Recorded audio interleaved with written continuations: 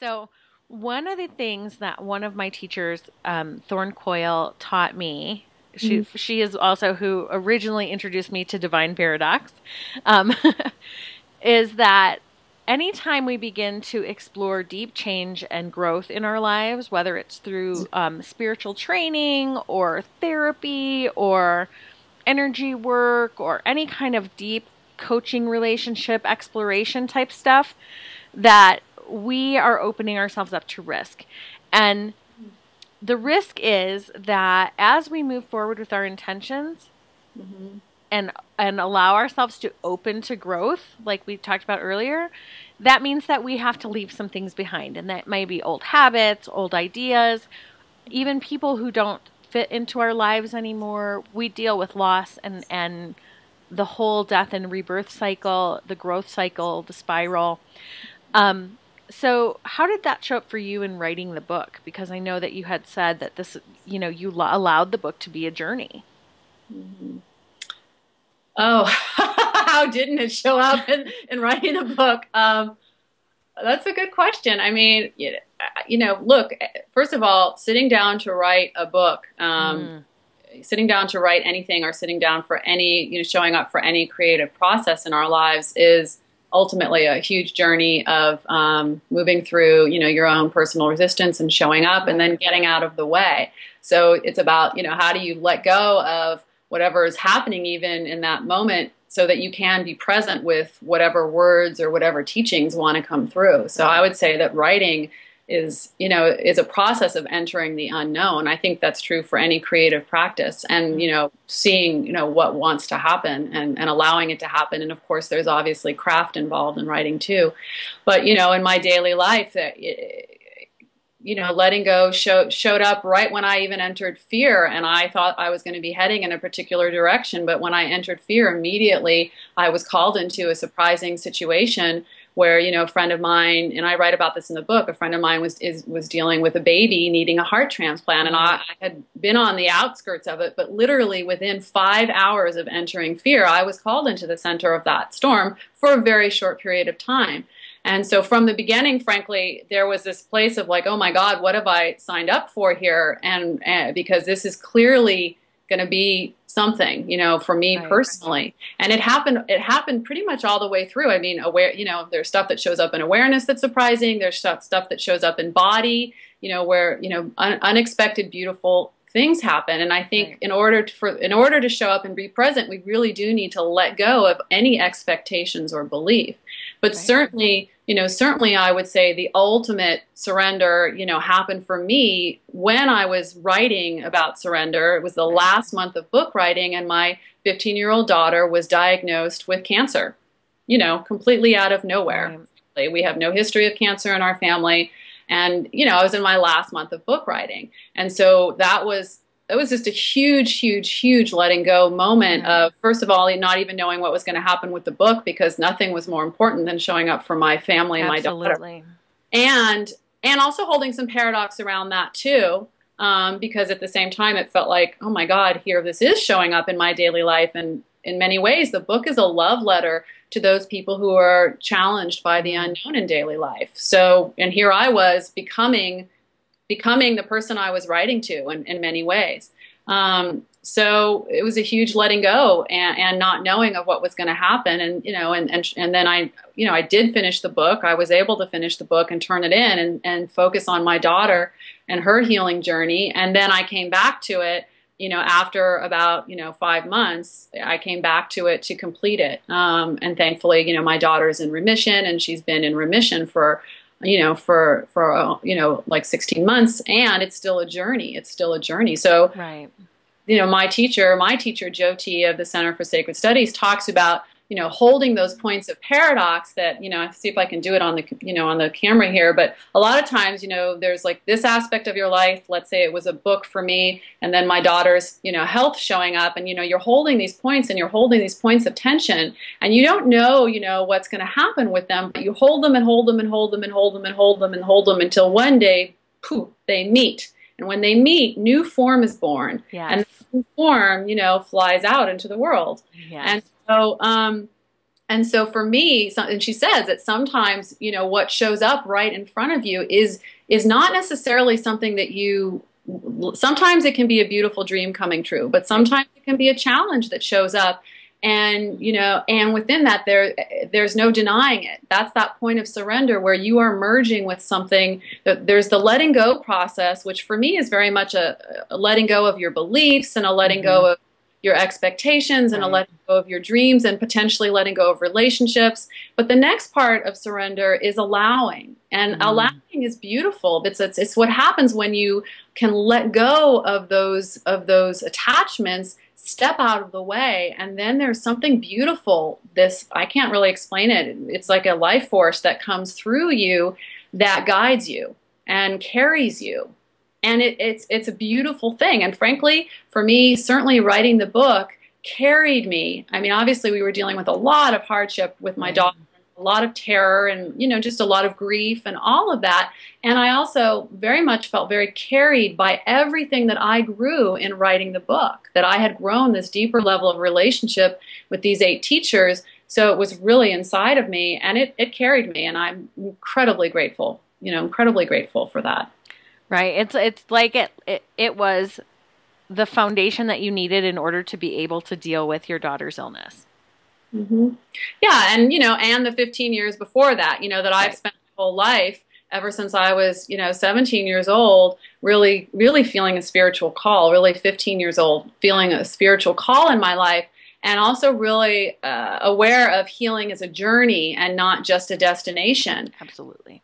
To create a safe place for people to access healing in their own way, and recognizing that sometimes healing isn't an outcome, that sometimes you may not get what you want, but that doesn't mean that you still can't grow healing, that it's really powerful to grow something through a challenging experience. And I certainly grew in my own daughter's experience with my daughter. I grew a level of strength. I'm pretty strong, but I realized how strong I was. Something you didn't even know you had in you, and it just came out.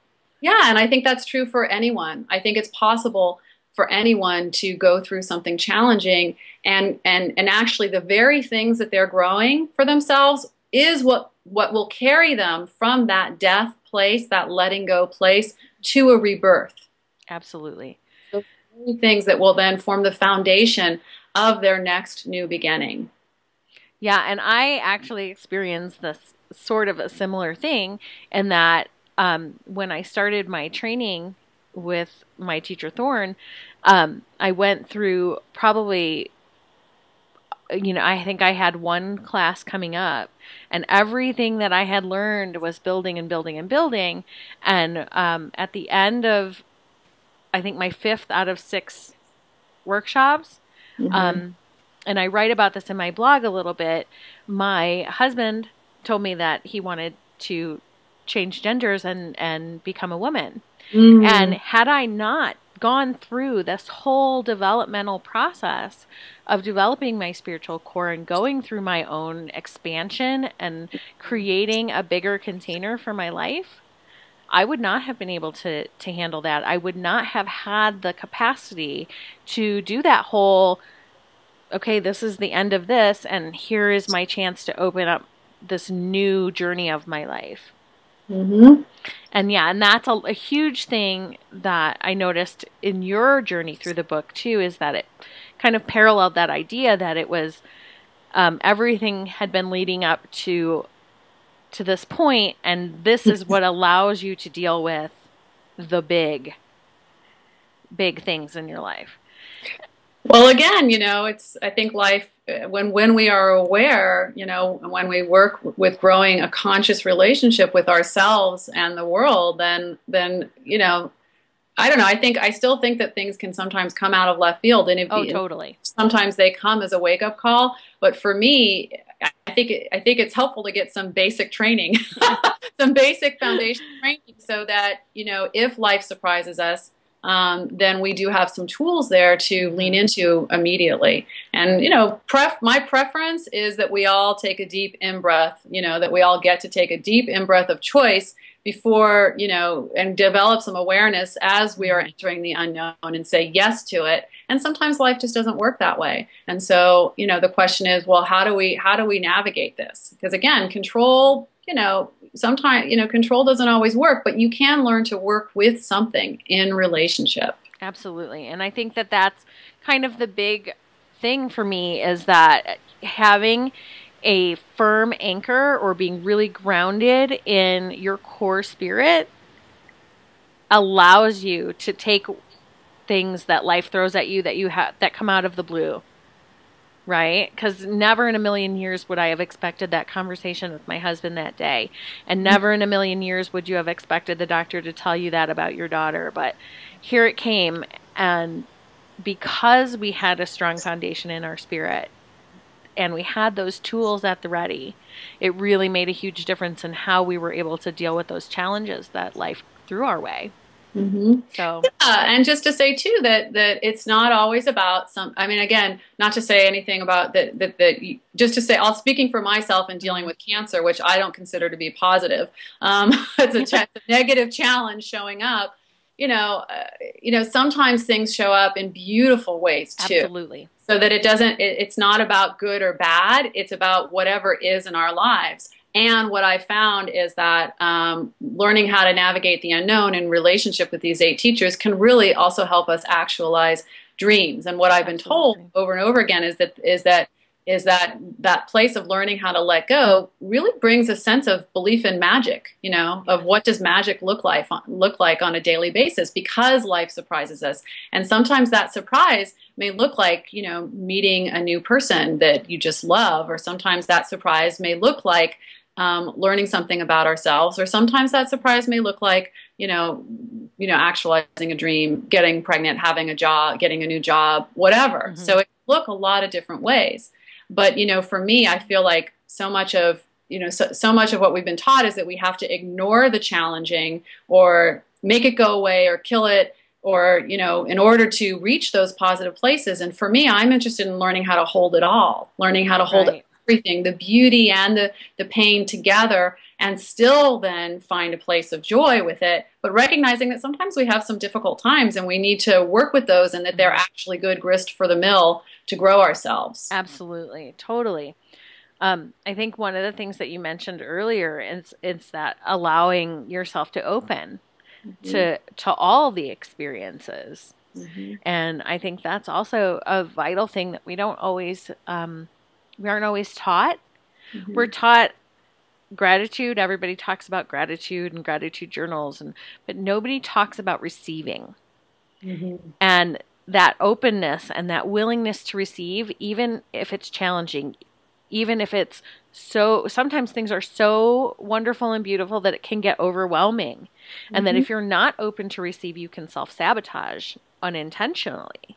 Mm-hmm. And so that idea of openness and receiving and graciousness is also really a vital thing to work on. Mm-hmm. Some would say that your ability to receive is actually how you will be able to actualize bigger things in your life. If you can't receive that bigness, then how can you be a conduit for it through a job or a project or anything?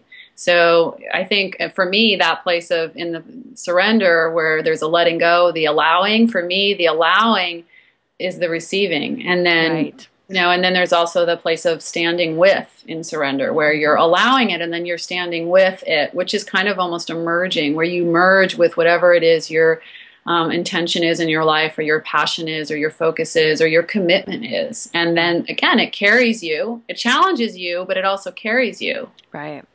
Right. Wonderful. Well, thank you so much for your time, Staci. This was a great conversation. Totally. And I hope that everybody watching will grab a copy of Turning Dead Ends into Doorways, because it is an amazing book, and it's just so beautiful in the way that you illustrate the teachers and the journey. So thank you for that, Staci. Thank you so much for having me. This has been totally fun talking with you today. So thank you.